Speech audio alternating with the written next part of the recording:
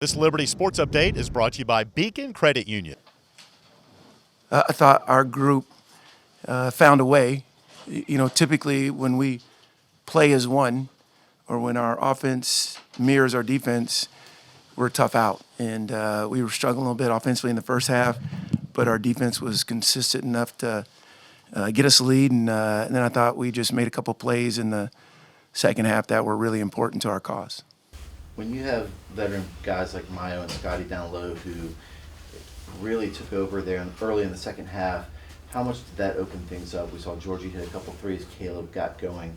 Did their presence down low and getting going offensively help your cause in the second half? Yeah, I don't know if we were as solid as we've been defensively from the 5 position, but I thought they did bring a lot of energy, which was really important. But our guards kind of were able to penetrate their defense. They really played off of us and kind of dared us to shoot. So I thought we recognized what was available and we took it. And obviously you can tell I've been working with Mayo on his shot, his 3-point shot, and you guys didn't laugh. Okay. I was really happy to see those go in. Diakite, does that did what he did tonight mirror anything what the guy up in Charlottesville has been doing the last few years for EVA? Mamadi?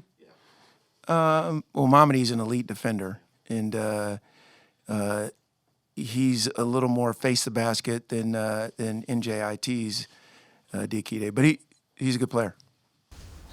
That was the lowest scoring first half y'all have had all season, and took some big plays to get into a bit of a rhythm in the second half.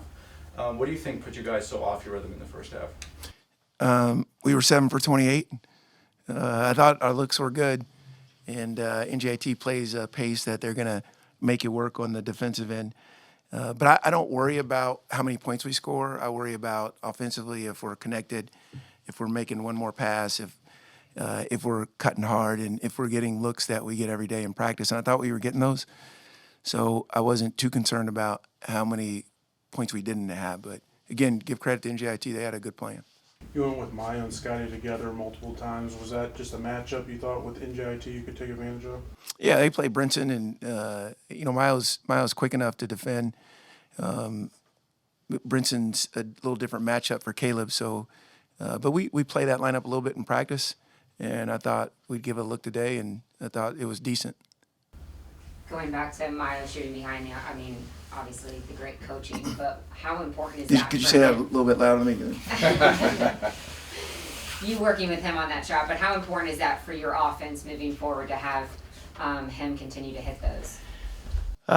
Caleb was 5 for 16. Darius 1 for 5. Cup 1 for 5. Like that's not their normal night.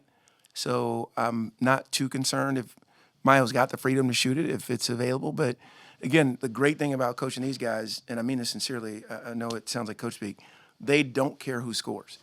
So if they play way off him in the lane, he's capable of hitting it, and so is Scotty actually. So I just think our guys are usually patient enough to try and find the best available shot. But I do think it's another thing on the scouting report that our opponents have to pay attention to. Coach, defensively, you were able to throw them off their game early enough that you had 9 or 10 points off turnovers in the first half, which was kind of a separator there into that. What were you doing so well that frustrated them, and how did your players just keep their cool when the emotions got high, from the frustration of not scoring? Yeah, we have a high character group, and I think they're going to usually keep their cool. As we get towards the end of the season, obviously the games are very hard fought, and temper sometimes can get a little chippy. But I think our group, again, as Dame said, the maturation of our group has evolved to, I think, a level that warrants great representation of our university. So that's something that we expect.